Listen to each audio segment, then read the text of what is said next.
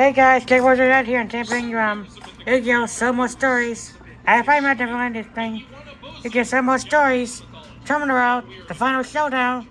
Final showdown with the invasive species. Oh, so yeah, that motherfucker guys, Mega Skate completion 10 vids, 901-1000. But motherfucker guy is playing in the background. I know that if you want to. Who are overfishing or using poisons in their fishing and proceed to lecture. Yeah, basically these creatures just go around telling people, hey, you don't need to fish that many. Don't put poison in the water. Stop that. Knock that off. Not very environmentally friendly. Kinda implies these creatures don't mind their own people getting mass slaughtered as long as it's regulated.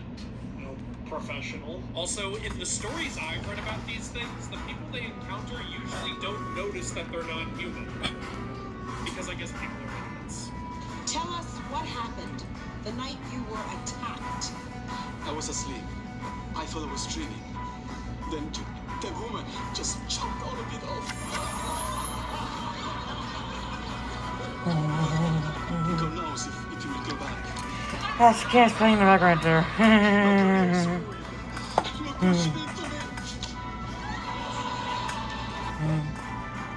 here. I am the first major being to come into existence. Oh man. What I do next will be the most important and significant event to occur in Egyptian mythology. Hey, you know why Duel wanted to be king? Because he likes to reign over people. Here's something you might not know about Excalibur. If you're familiar with the legend of King Arthur, you may have noticed something strange. He seems to acquire Excalibur twice. Once by pulling it from the stone, and once from the Lady of the Lake. Well, there's actually a reason for this. See, originally, these were two different swords. Yeah, the sword in the stone was not Excalibur, though in later versions they were merged together. The sword in the stone was Arthur's first sword up until it got broken, and then that's when Arthur had got Excalibur from the Lady of the Lake. Though there are also tellings where the first sword actually gets stolen and later used by Mordred to kill King Arthur. There's a sad full circle. This rule began because of this sword, and it ended because of this sword. You probably want to know the official name for this sword, and hey, so do I, but when I looked into it, it looks like everyone's still arguing about which one's legitimate, so couldn't really get a definitive answer on that. Oh well, sword in the stone, I guess. And now, pick it. I'm here. What are your other two wishes? I'm not Arabian, but I can still go 1,001 nights. If I told you I was Sinbad, would you be my 8th voyage? Those are some nice legs. Open sesame. Your carpet doesn't have to be magic for me to get on it. It's not a lamp, but if you rub it, we can still make some magic happen. A very cool way to prototype extremely quickly. If I go here in Figma, I Some stupid ad is playing that I put together. I can just take a link, I can copy a link to selection, and then I can go to Codex and I can just paste the link. Use the Figma skill. Make some magic happen. Great work, everyone. The community loves God of War Ragnarok Valhalla. We did it. Oh, my phone is vibrating. Sorry, give me a second. Hello? Yeah. Hi.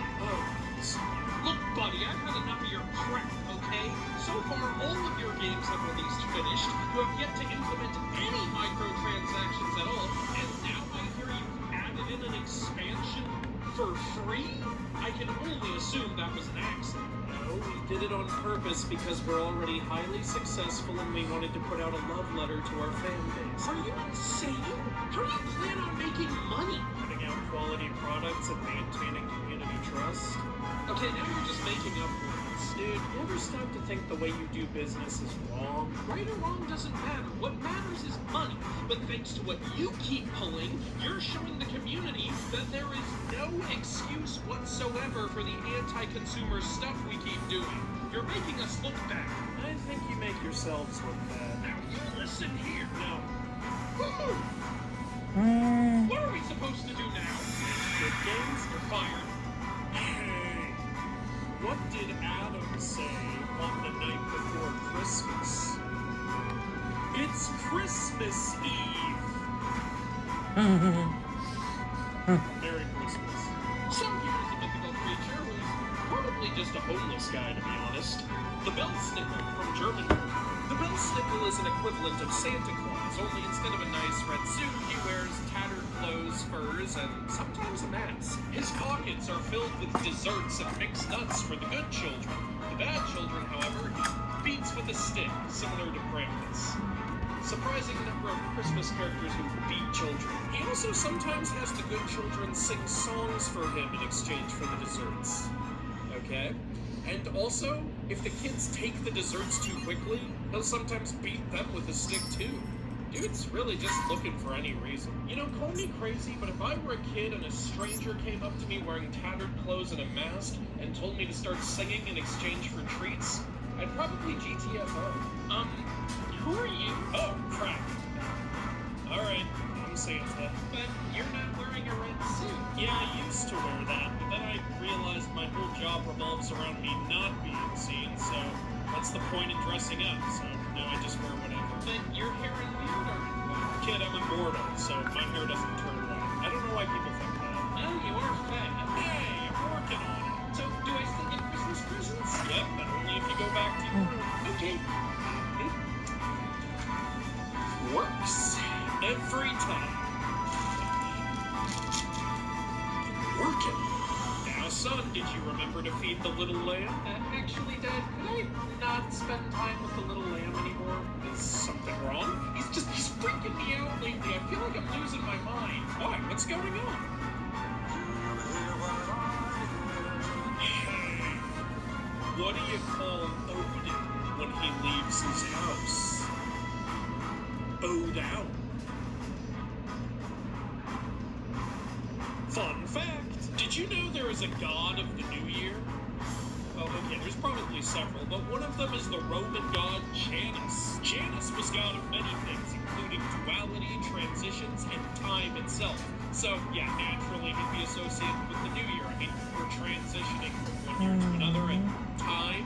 It was also believed that he was there at the beginning of time, and some say that one of his faces looks into the past, while the other looks into the future. Romans would honor Janus by holding a feast for him during their New Year's celebration, and during that celebration, they would often make promises to him of different ways they would be better in the following year.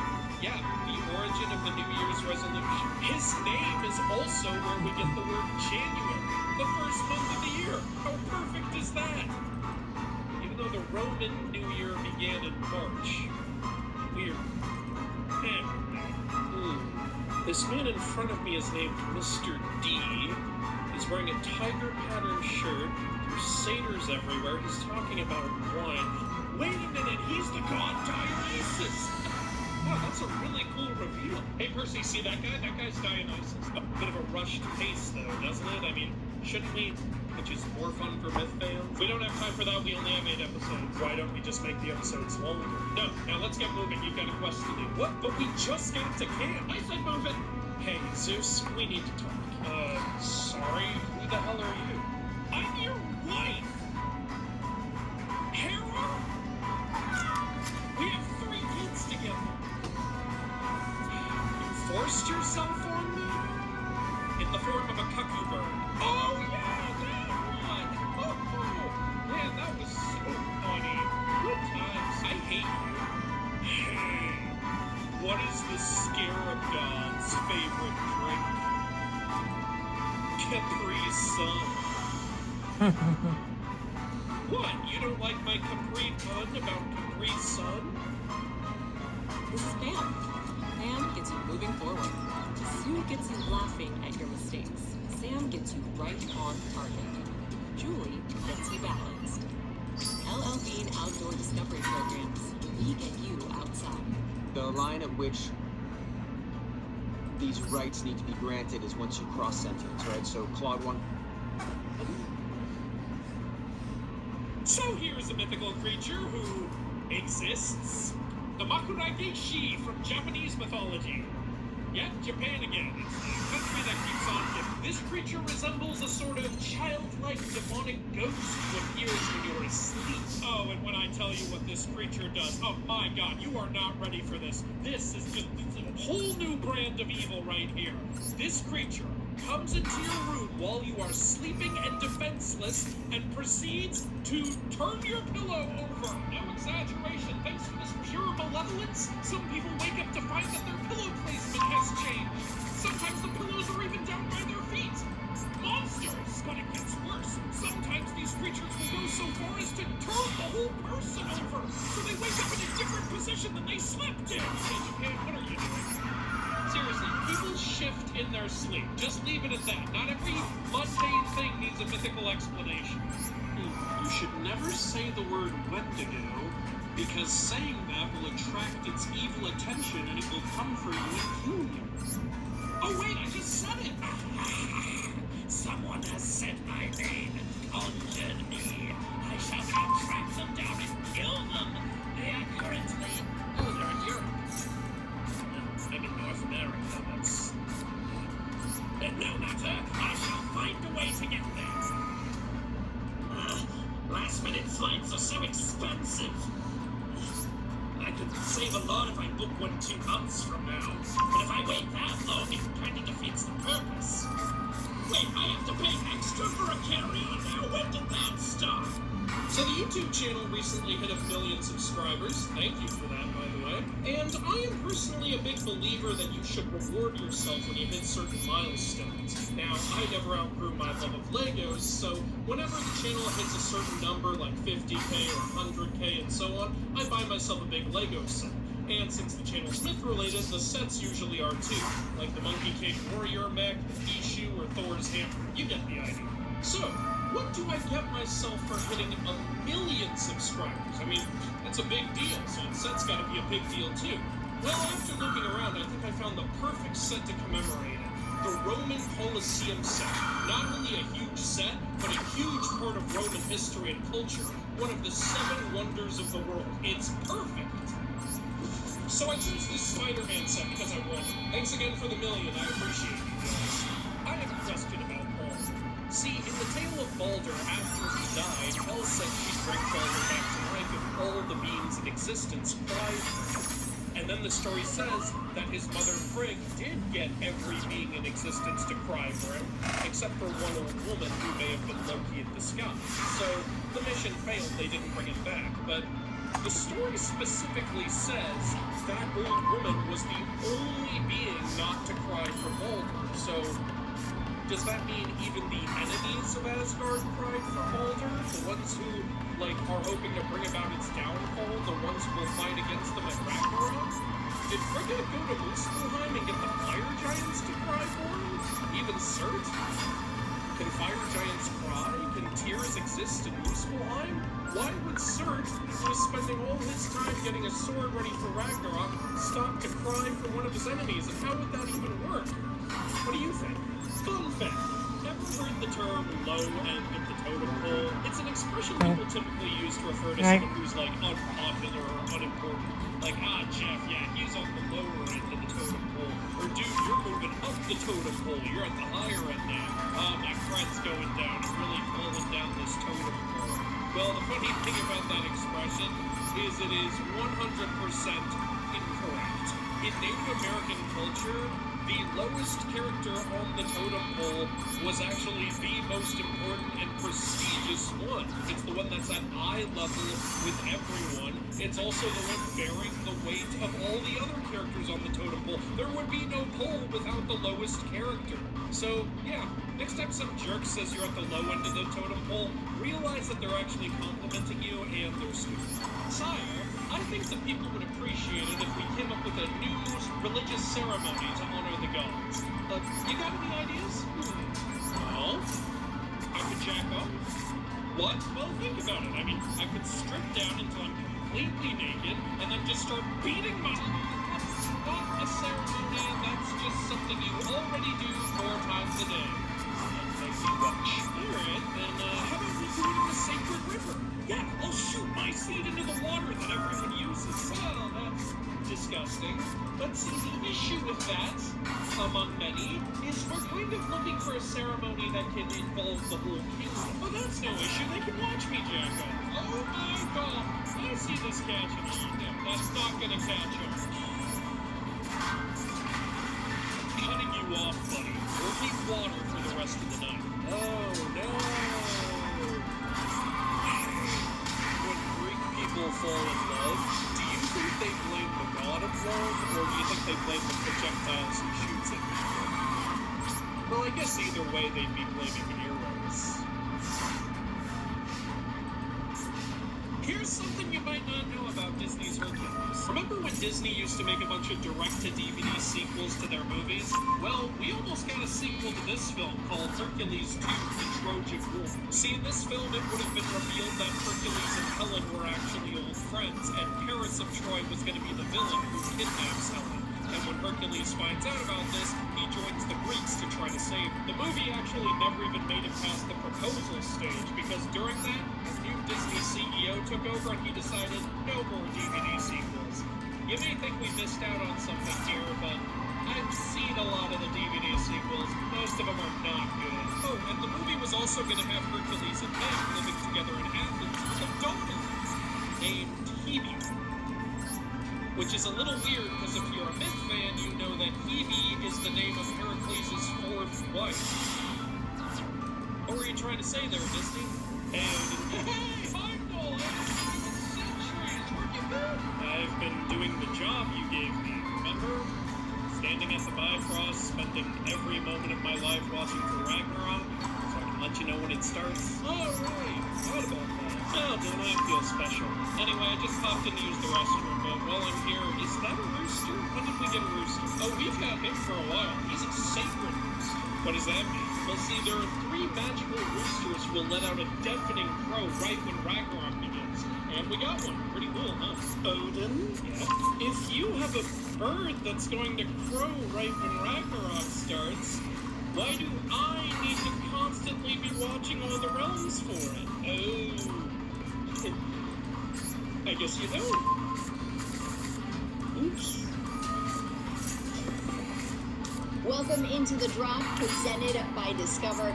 I'm Samantha Rivera with Greg Rushinsky, joining us all the way from Raleigh, North Carolina, of course, covering Game 1 of the Stanley Cup Final. Really fun at Game 1 to start things off here, Canes and Knights. Wish, what are your initial thoughts with Vegas taking this one? My initial thoughts are worried and concerned that my pick of Carolina Hurricanes Stanley Cup 6 games might be in peril. I've covered the Canes now for a few rounds in these playoffs. They're obviously 12-1 coming into the Stanley Cup Final. I have never seen them on their heels like this quite yet. They admitted after the game that they had a lot of trouble with Vegas' forecheck and their pressure, being forced into mistakes. And as the coach Rob Brittenmore said, these are mistakes that you can't make if you intend to win this championship. Even on the game of the goal by Thomas Hertl in the third period, you saw Shane Gostisbehere continue this check, allow Hertl to go to the middle of the ice, score. Gostisbehere said, hey, that's on me. And Brittenmore said, that's just not acceptable. Like, you just can't make those kinds of mistakes in a game like this. So, there are some correctable things you can improve for Carolina, but I think overall, it's a real frustrating one. And in fact, Samantha, like one of the stats that really stands out to me in this game, they had a 2-0 lead in the first period. In the history of Stanley Cup Finals Games 1, road teams were 0-55 when trailing by multiple goals in a Game 1. Vegas Golden Knights came back, rallied, and won this game. So a history-breaking win for Vegas and a real gut punch of a loss for Carolina. Well, absolutely. Listen, I think if Game 1 is any indication of how this series is going to go, it's going to be a fun one from start to finish. But let's stop talking about it, right? Let's show you exactly what happened in this game and get you straight to the highlights. Roll the tape here, Jack Eichel and the Vegas Golden Knights taking on Jordan Staal and the Carolina Hurricanes in Game 1 of the Stanley Cup Final. You see the sea full of red there. Pick this one up in the third. Game tied at 3. Golden Knights back on top here. Fred Howden beats Freddie Anderson. Vegas with a 4-3 lead off Howden's 11th of the season. Later, in that same period, puck finds Shane Gostisbehere off the face-off, buries it. Carolina ties it up 4 again. Vegas we're not leaving without this dub, though. Thomas Hertl rips one past it. Oops. I mean, it's kind of funny when you think about it. Hey, Moses, can we talk? What's up? Well, we've been wandering this desert for 20 years now. Yes, we're heading to the promised land. Are we? What do you mean by that? You know where you're going, right? Oh, hey, where did that come from? Well, let me put it this way. I was 6 when this started. Now I've got 3 kids, yet still no milk or honey. Heck, one time you got all our hopes up stepping away for over a month, but when you got back, all you brought us was a bunch of rules. Hey, and those rules came straight from the Lord God himself. You should appreciate those. Yeah, because that's what people want in the middle of an arduous journey. More restrictions. Yay. What's even the point of thou shalt not steal? What is there to steal? I must say, I'm disappointed. You guys really need to learn how to be patient. It's been 20 years, Moses. Exactly. We're halfway there. Say what now? Hey. When the god of love made a dating app, but couldn't think of a name for it, what did his friends say to him? Hey, it's okay, Cupid. So here's a mythical creature who doesn't know that smoking's vital. The capra, or Filipino mythology. Capra are hairy, dark-skinned giants with terrible BO who hang out in trees and smoke cigars. For the most part, the capra isn't dangerous, he's just kind of a dick.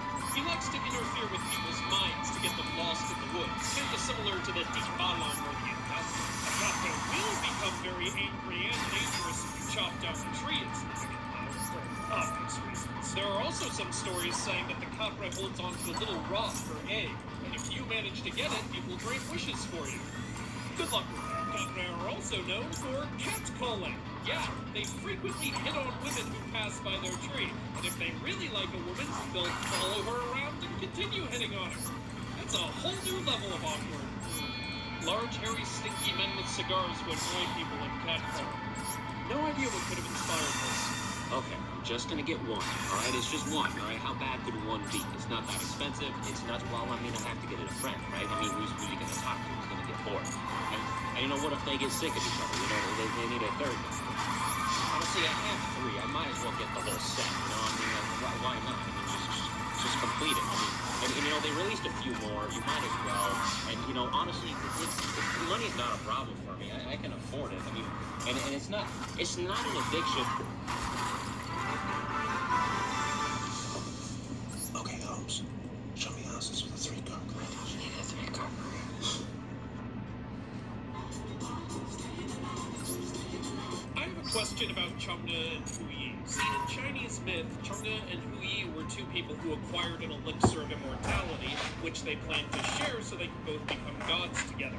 But through some unfortunate circumstances, Chang'e ended up drinking the entire elixir, and she became a goddess and ascended into the sky and could no longer see her husband. Sad story. I guess the idea is gods can't come down to Earth and mingle with humans. But here's what's weird. In the Chinese journey to the West, Chinese gods are constantly on Earth mingling with humans. Most obvious examples being Sun Wukong, Zhu Baji, and Sha Wujing. So, what's stopping Chang'e from going to see her husband? Also, why can't she get some other form of immortality for her husband? There are peaches of immortality, wine of immortality, pills of immortality. Sun Wukong got all of these things. Why can't Chang'e get one for Huyi? I don't know. What do you think? Fun fact, did you know we get the word panic from the Greek satyr god Pan? Yeah, a lot of people seem to know.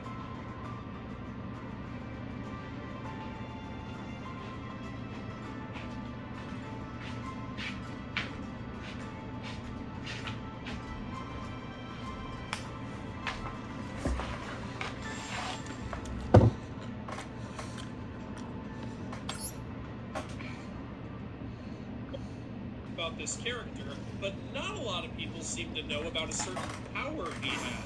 See, Pan had the ability to make this very loud, shattering, horrifying scream noise, which was so loud and horrifying, even deities would run away in terror when he made it. He apparently used that noise as a weapon to help the gods during their war with the Gigantes. So yeah, loud, horrifying noise causing people to run away in fear and panic. Though the word is also partially rooted in the fact that Pan's ugly appearance caused women to run away in fear at the sight of him, though that fact is a little more, well, depressing. I see you on Alright, that comes with Yugioh.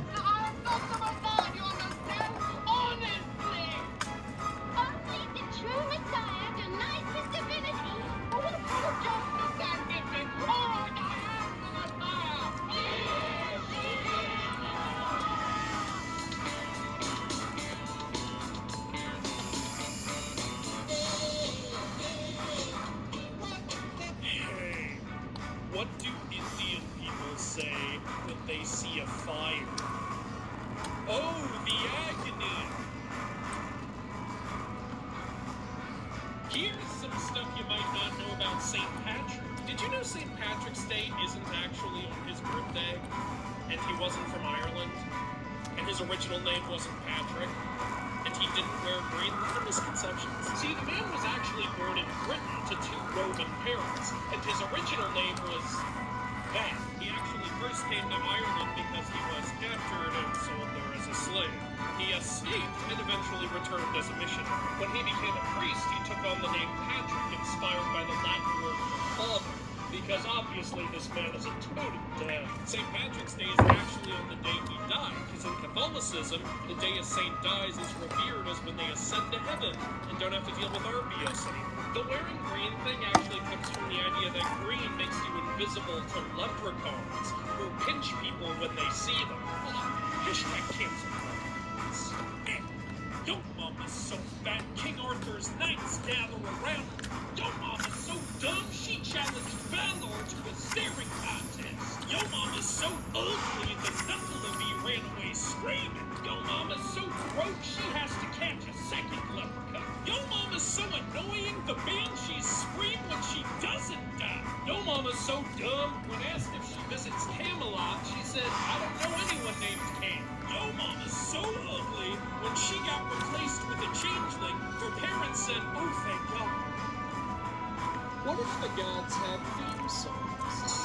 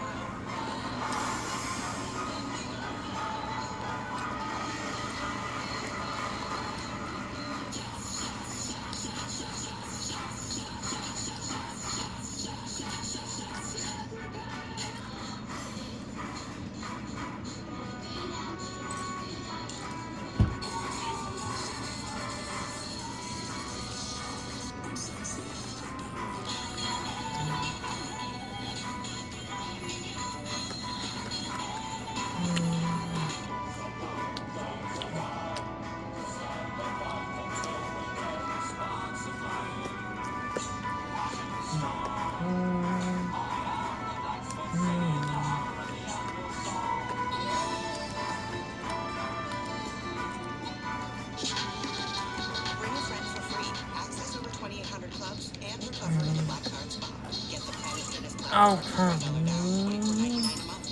Find your nearest club and join today. Deal ends June 12th.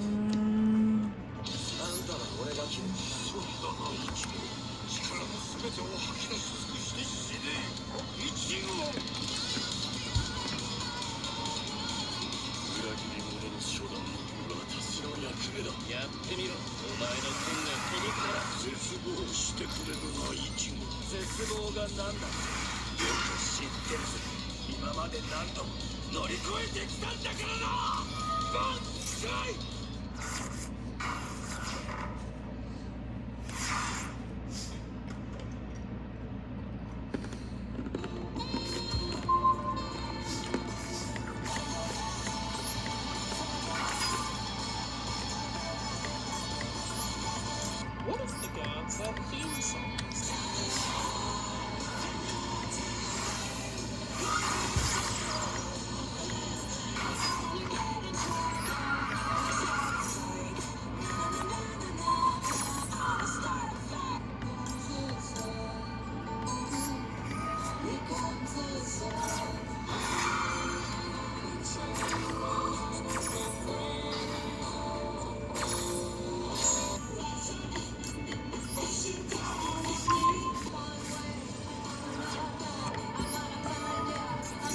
Why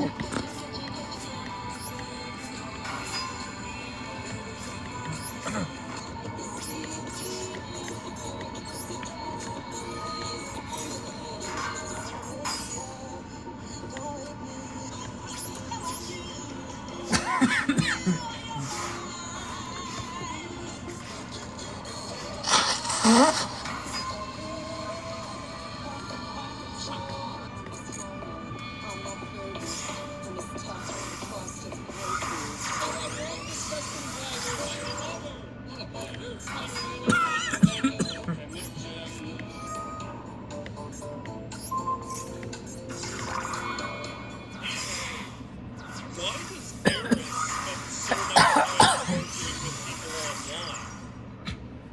Well, she is the goddess of Discord. So here's the mythical creature who apparently shows up in One Piece, the Ushi-Oni from Japanese myth, also called Yuki. The name means ox demon, and the appearance varies. Sometimes it's a demon head on an ox body, sometimes it's an ox head on a spider-like body, or a cat-like body, or even a human body, like a minotaur. There aren't any benevolent versions of these creatures. They are all very deadly, carnivorous, and feast on human flesh. Some will only eat you if you go near their lair, but there are others that actively hunt for humans out in towns. And on top of that, they actively spit poison, spread diseases, and curses. Whole new type of pest. Sometimes they'll even join up with other yokai like the Nuorona, who lure men towards the water. And when the men go to the water, both of these yokai eat them. What's gonna work? Teamwork. Japan is highly in need of some exterminators. Or Ghostbusters.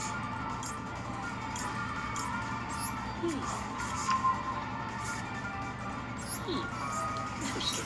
What are you doing? I have a geography test tomorrow. So I'm studying the atlas. It wasn't funny last week, and it's not funny now. You want to tell me what happened to Jesus' body? Not really. You were supposed to be guarding it, so where'd it go? It's complicated. Did somebody steal it? No. Well, it didn't just get up and walk away, now did it? Hey, you know why Easter is so popular in Asia? Because it's the most Eastern place there is. God, it was terrible. Fun fact, many people know that the Greek goddess Nyx was the mother of several dark deities. But did you know that her daughter Eris, the goddess of chaos, was also the mother to a bunch of dark deities? See, Eris birthed several daemons throughout her lifetime. Now, a daemon in Greek mythology is basically a spirit who exists as a representation of a certain behavior or characteristic. Eris's children, for example, included the daemon of toil, the daemon of forgetfulness, the one of starvation, ruin, punishment for those who break their oaths, grief, battle, murder, slaughter, arguments, lies, and so many others. Eris, you add such wonderful things to the world, don't you? Jesus Christ, would you look at the time? It's 2:38. Great, thanks. Didn't have to be so dramatic about it. Look, you conjured me here. You said my name a whole bunch of times, so what do you want? I wasn't trying to do that, though. Do you know what a pain it was to get here? How many buses I had to take? Why were you chanting my name then? What were you trying to do? I was just trying to write a song. Oh. You wrote a song about me? Yes. Yeah, let's go with that. May I hear it? No. Oh, cool, you got the Ahsoka book. Is it any good? I don't know.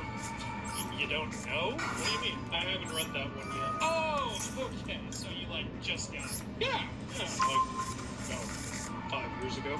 Well, why'd you get the book if you're not gonna read it? Well, I'm gonna read it, just later. Okay, sure, fair enough. Ooh, the Anansi boys. Oh, I hear this is good. Oh, yeah, that's a great one. It's great. So you haven't read this one either. I was going to, but then I didn't. So how many of these books on your many shelves have you not actually read? I ain't got time for that kind of math. Don't you go to Barnes & Noble like every week? Look, reading books and collecting books are two different hobbies. Whatever you say, man. Can I borrow this? No, I'm gonna read that. When? I don't know! So here's a mythical creature who you already know if you've read the Trials of Apollo series. The Pandan, or Pandi, or Pinocchio, or Pinocchio. Those are all different spellings. From Greek and Roman mythology. In case you somehow can't tell, these creatures had enormous ears. They also had 8 fingers on each hand and 8 toes on each foot. Their fur was white, but turned black as they got older. The Pandai were a warrior race, and one of the many tribes of monsters Greek explorers claimed were living in India. Not sure why they kept creating more of those. India has its own monsters. What's a little interesting is while we do have very old artwork depicting these creatures with clothes, the Roman Encyclopedia actually states that these creatures never wore clothes.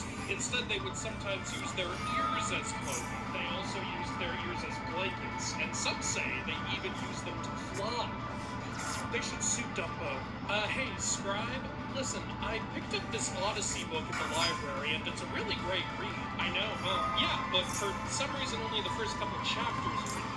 Where can I read the rest? Well, to read the whole story, you gotta sign up for Mount Olymp Plus. Oh, gods, really? Why not? All the Greek stories in one place for just 20 drachmas a month. Wait, 20 drachmas? I've heard of this service. I thought it was only 8 drachmas. Well, it was, but then all these other paid services started, like Asgard Plus, Pyramid Plus, and Scientology.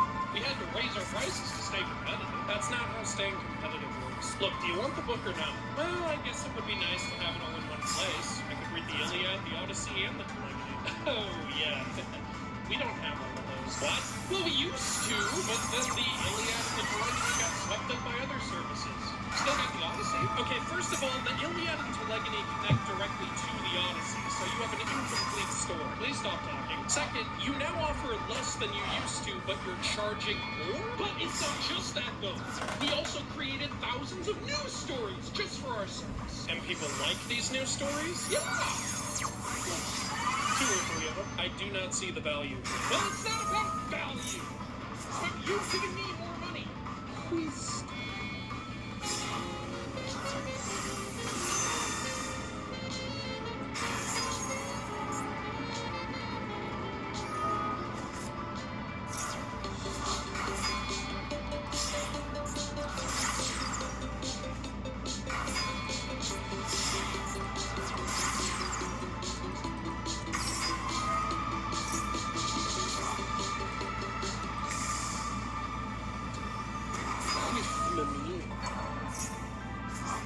Stop romanticizing the past.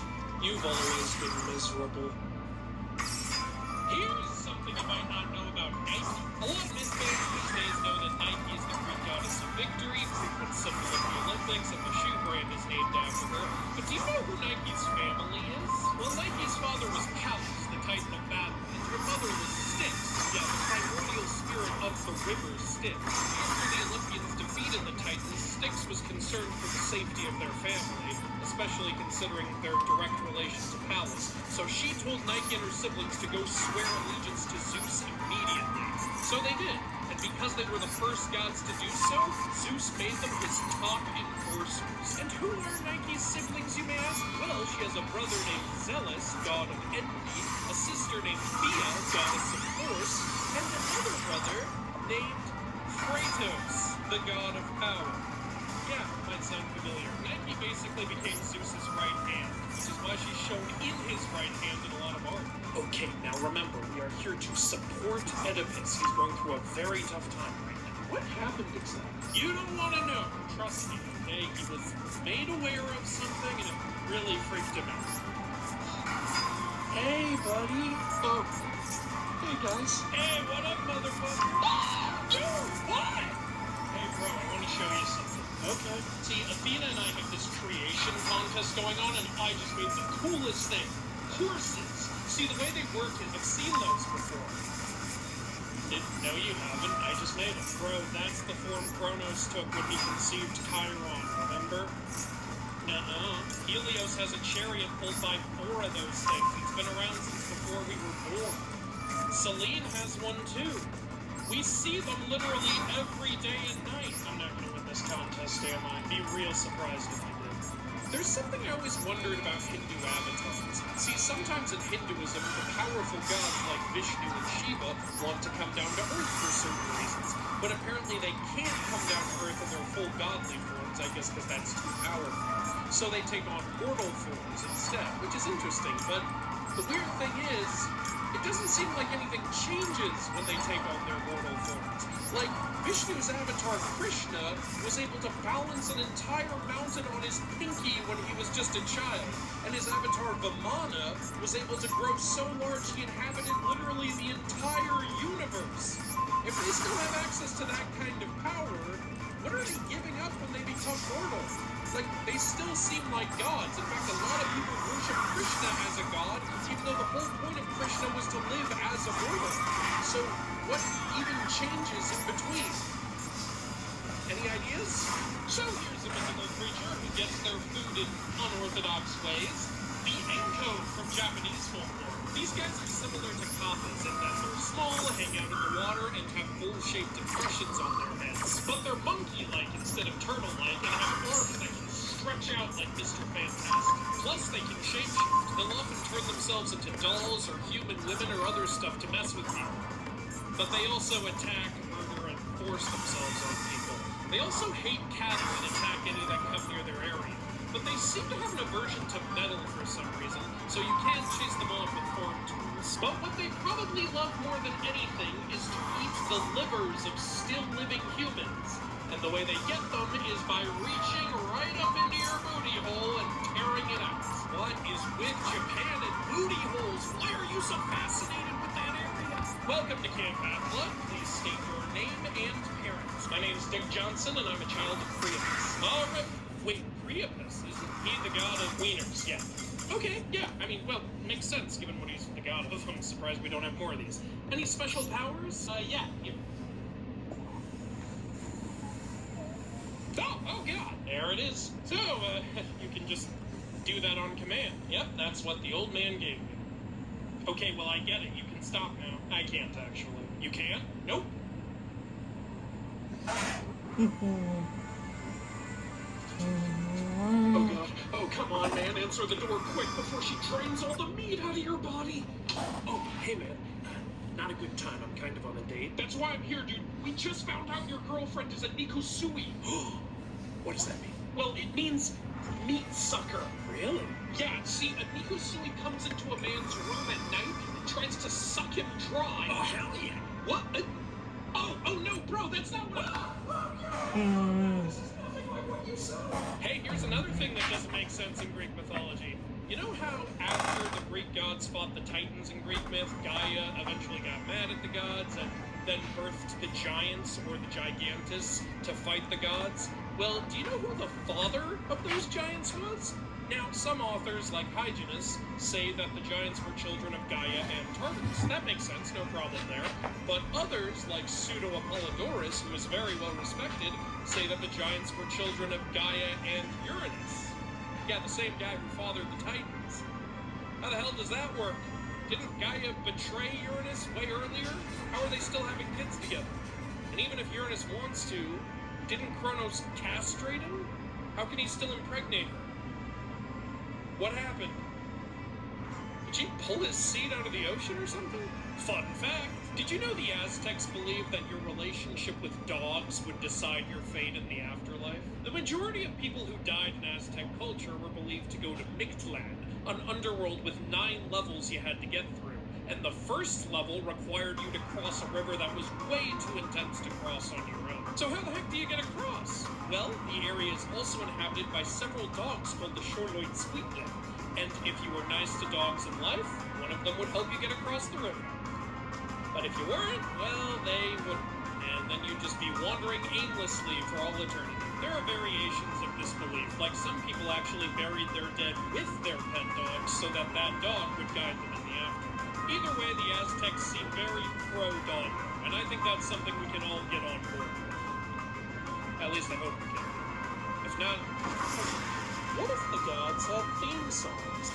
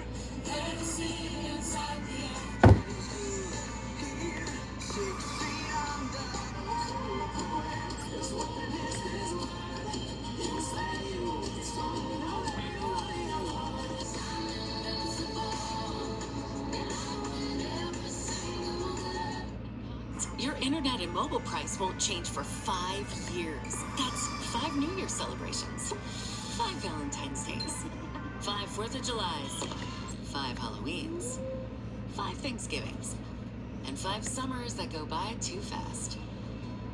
Through it all, your price stays the same with our 5-year price lock guarantee. Cox, a step ahead. Requires 2 gig speeds and gig unlimited mobile. Taxes and fees excluded from price lock. Mobile data speeds reduced after 20 gigs. Father, I think I'm old enough now to learn about the birds and the bees. Very well, boy. Approach the I guess this is the end of part 1. I do have to do work on the update and maintenance, so it's in part 1. Bye guys, there's another video. Bye. What about PC control? Don't you ever ask Drew, that bye. again. You're a PlayStation The last thing in the background still. The Oni in There. Japanese. Bye.